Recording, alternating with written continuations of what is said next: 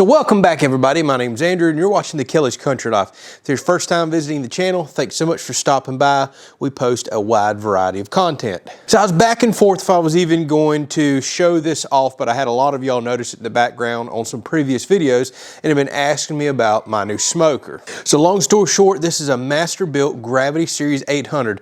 I've been trying to get this smoker for over 2 months and finally after 4 attempts of trying, I found one. The last one stocked locally at my local Costco. By the way, if you're on the fence about one of these, get it. We'll go ahead and do a spoiler right here. And if you have a Costco near you, you need to go check them right away because they're doing an end of summer clearance on all their grills, charcoal, everything. And I wound up getting this model $300 cheaper than, say, Home Depot had it, for example. Now, one thing to say real quick, I didn't even realize this, but no big deal to me. Costco's Gravity Series 800 does not come with the griddle insert. Masterbuilt makes 3 different models, a 560, that's cooking surface inches, an 800, which is this one, and a 1050. The 800 is the only model that comes with a griddle insert, but the Costco one, for example, does not. That's part of the savings I got anyways, plus it was marked down. No big deal for me. We have a 36-inch built-in Blackstone. I don't need a griddle on my smoker. So let's go over this real quick since y'all have asked about it. I've actually had this for a couple of weeks now, did some cooks on it. What's the point of reviewing a grill or a smoker that you haven't tested, right? So you're probably noticing this odd thing hanging off the side here. This is what makes these grills awesome in my opinion. This is a gravity fed hopper. It opens up top. You pour charcoal and you can put wood chunks in here. I'm talking fist size wood chunks. You can put lump charcoal in here, about 10 to 12 pounds worth, or a full bag, 16-pound bag of charcoal briquettes. And I even find that I can layer in wood chunks as well. Speaking of the wood chunks, here's what I've been doing. I split my own firewood here on the property, so I've been taking some of my cherry wood right now. I love smoking with cherry, carrying it up to my bandsaw and just cutting down my firewood splits. So pieces that size right here, I'll throw in, pour a little charcoal, throw a few more wood chunks, a little more charcoal. So as this is burning down into the chamber down here, you eventually ignite some of that wood and you actually get a real smoke on this thing. So some notes real quick. I know some of y'all are looking at this because we've talked in some comments. They make a 560, which is kind of the entry level model, 560 square inches of cooking surface, and it's a little different design than the 800 and the 1050. So a big point to note, when you step up from the 550, kind of the entry level model, you'll get a flip out front table, which is a must. I mean, they should all come with a front table. That was a big turn off for me with the 560. When you're coming up with sheet pans to put ribs on or take off or whatever it may be, I want a front table, although this one is kind of small. So the other thing that a lot of people are really missing, I'm noticing, I've been researching these for quite a while. The 560, whenever you open it up on the inside, has some areas that are only single wall. The 800 and 1050 is all double wall construction on the inside. Here's the other really big selling point and the reason I upgraded to the 800. The 560 has, it's a coated steel on the inside, aluminized steel or something like that. It's got some weird coating on it. Whereas the 800 and 1050 actually have porcelain coated interior walls in a lot of the areas. Porcelain coated, you know, like your Weber kettle grills and all, that stuff seems to last forever. So here's how this works. I'm about to shoot to a clip where I did some cooking the other day. I smoked 2 big Boston butts. I'll show how we light it. But down in here is your ash pan that comes out. You have a stainless pull-out grate right here that's holding all the charcoal up in this chamber, and you put a fire starter right here to light it, let it burn for a few seconds, close all this up, and you're off to the races. I'm going to show you that here in a second. You can see I've got creosote everywhere. I've already did quite a bit of smoking with this, but if you look down in that chamber right there, you see I got some wood chunks, and right now I'm running lump charcoal in this. Cooking grates right here, well, they're well used and dirty, so I say seasoned because I've already run a lot of cooks through this. You've got removable top and middle warming racks, we'll call them. I just did 2 drunken chickens, beer can chickens on this the other day, and they have to stand way up. Plenty of room to do that. You can look at the depth of this. You could put a turkey in here if you wanted to. Cool thing about these grates, they have a smoke side, which is, these are pyramid shaped grates. So what that means is on this side, you've got the peak of the triangle right here, so you get more smoke that makes contact with the meat. If you flip these over, you've got a flat side, the bottom side of this triangle, and you can sear. That's the side where you can heat this up and actually sear. You got a full grease pan that pulls out the rear. So you can do some serious cleaning in there, which I just had to scrape mine. And then you got a small grease pan or tray right here that you can pull out to do your occasional dumping. Pull this one out for your deep cleaning. So this is without a doubt the nicest smoker I have ever purchased. Now with that said, this isn't no thick wall 1/4 inch steel smoker, but it doesn't cost as much as one does either. So I have been on the fence for a couple of years about getting a pellet grill for the convenience of them, the fact they typically control themselves, but I just wasn't sold on the idea of pellets. Well, a couple of y'all mentioned this grill, started researching them and said, oh, holy smokes, this thing runs on charcoal and I can put the wood in it that I produce off the property.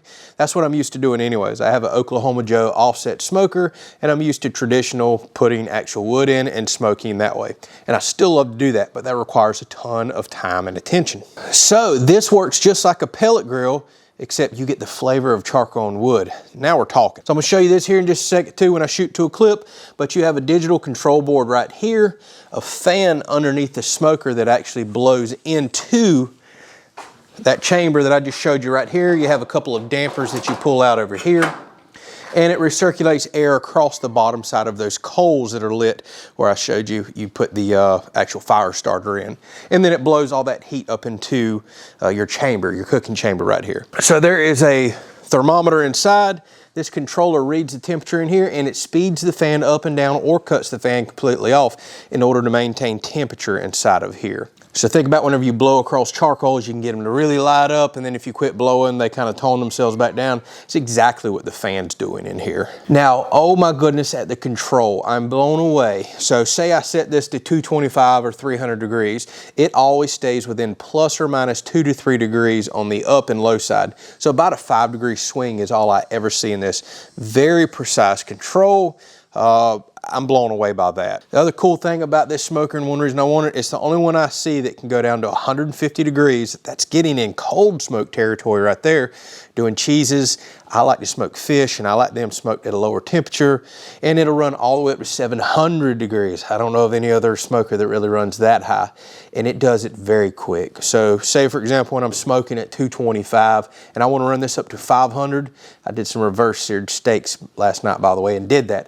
It literally went from 225 to 500 in probably 2 to 3 minutes. Maybe actually 2 minutes or less. It runs up there so quick. It also has a connection to Wi-Fi and Bluetooth. I used to think that was pretty gimmicky stuff, but that's the whole reason I went to one of these over traditional smokers. So say I'm out on the tractor mowing the property or have to run a quick errand to town, I can plug this in, it hooks up to Wi-Fi, I can download the Masterbuilt app on my phone, and I just did this the other day. We had a big group of people over, we were in the field back there for a few hours, and I was smoking some butts, and I kept looking on my phone. I was like, the temperature's not coming up as quick as I need it to because I know I need to pull these butts off at a certain time. Well, straight from my phone, I bumped the smoker up a few degrees, watch the meat probes. So this takes 4 meat probes up here that you can run through a port right here inside. So I could see the temperature of the meat and the grill. Made a few adjustments. This ramps the fan up. The heat comes up quickly in the grill / smoker right here, and you're off to the races. The other cool thing about this too is it's got plugs right here on the side. Masterbuilt makes a rotisserie kit that goes through here and has a motor that sits on the outside, so you can actually put chickens or maybe even a turkey on that rotisserie in there and rotate it around. Curious about trying that in the future. The beauties in the digital controller, the fan, and the fact that this runs charcoal and wood. That's my favorite part about it. All right, I'm gonna cut to a couple clips here where I was firing this up and getting it ready for those butts, show you how this lights, and I'll meet y'all right back. So that's the beautiful thing about this. Just get you a bunch of chunks like this. I have a 5-gallon bucket full. I just fill it up as needed.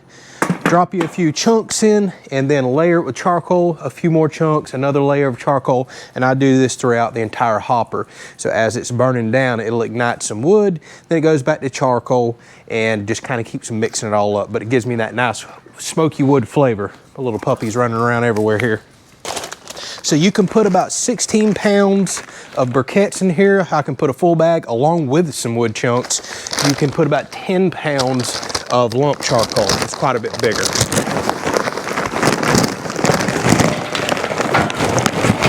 All right, a couple more chunks of wood. Just keep layering it. I'm curious to see how this lump charcoal does. I have personally never cooked with it before. I've always used briquettes. Now down here is your ash pan, which all your ash falls in. You can see I've already been doing some cooking. I did a really long smoke the other day. And you can throw some extra wood chunks in here so as the ash falls down, it'll smolder that wood. I've already done that and I found that it didn't really ignite the wood as well as I'd liked, but it does add a little extra smoke there. And Masterbuilt now makes their own fire starters that fit perfectly in here. You can break them in half and use one, but I find two gets the fire going the best.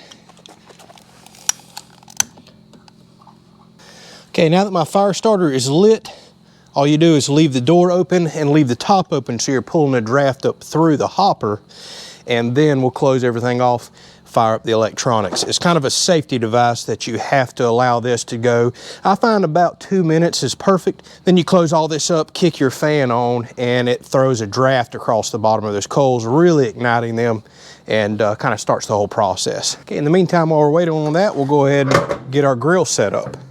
All right, so I have my grill plugged in, but you cannot start your electronics and the fan itself until these limit switches have been met on either side where these doors are closed. So we're going to give this just a few more seconds. So now you can see we have a heck of a flame coming out the side, so I'm going to go ahead and close this off. There's a little bit of a draft and smoke coming through the top, and then I'm going to open up these vents right here. This bottom vent is what allows the air to come in from the fan. It blows across the bottom of those coals, and then this top vent allows it to come into the grill itself. So you see the smoke coming up through here. Let's get this closed off so we can get the electronics kicked on. All right, so the fan itself just kicked on. So here down low is that fan that is computer controlled. Right on the inside of the grill right here is the temperature probe. And what this is doing over here, it's telling me it's 91 degrees inside that grill. I've got it set to 225. That's what we're going to smoke at for a little while, then we'll raise the temperature up. And this automatically controls that fan, ramping it up and down to keep the temperature consistent. And let me tell you, this thing is amazing at keeping the temperature consistent. All right, so what did y'all think about that? Very easy to light, fire up. It's producing excellent results. I'm actually about to do a cooking video here coming up.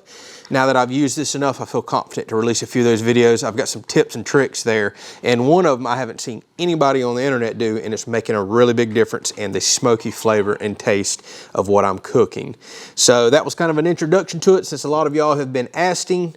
Thanks so much for watching, and I'll have some cooking videos coming out here before long. We'll catch y'all on the next video.